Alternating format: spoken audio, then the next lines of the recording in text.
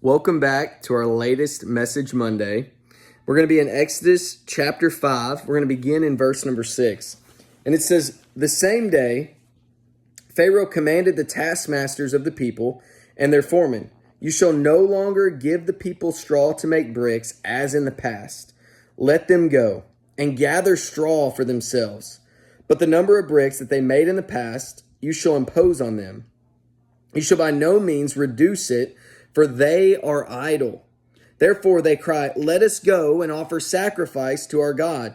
Let heavier work be laid on the men, that they may labor at it and pay no regard to lying words.'"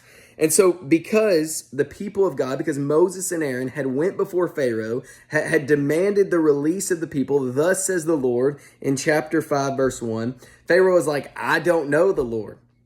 I'm not going to listen to the Lord." And so because of that, Pharaoh imposes stricter requirements on the Israelite slaves that they have to make the same number of bricks, but they're not going to be given any straw to do it. And straw was an essential component in making bricks. So to make a brick, it's basically a water, clay, and straw mixture. And the straw kind of holds everything together. It binds it all together. Without the straw, you just have a clay water mess. And honestly, when Pharaoh took away the straw, it kind of had the same effects that sin does in our life. See, we were designed to have a relationship with God. We were designed to have an intimate relationship with God. And when sin entered into the world, it fractured that relationship. It broke that communion with God. And essentially, our straw was taken, that essential component.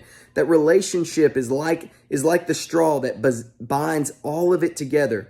But because of sin, that relationship was fractured. And so I would say that many of you all watching this video, you have felt the effects of sin. You have felt pain. You have felt death. You have felt abandonment. You have felt addiction. You have felt all these things that sin has brought in. Or you have looked to get your straw in all the wrong places. You have tried to climb the corporate ladder. You have tried to accumulate more and more and more stuff and thinking that will fulfill me. That's the straw that I need.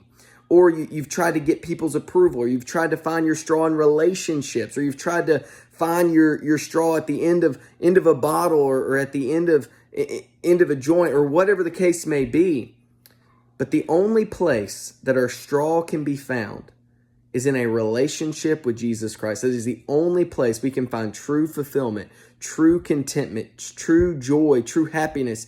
It's in a relationship with Jesus. And he came on this earth on a rescue mission for you and for me to die in our place as the perfect sinless sacrifice to redeem us, to restore us. And when Jesus rose again out of that grave, the cross was the payment for our sin, but the empty tomb was a receipt that it actually counted. When Jesus rose again, walked out of that grave, he gave us our straw back, and he gave us an opportunity to have a relationship with God.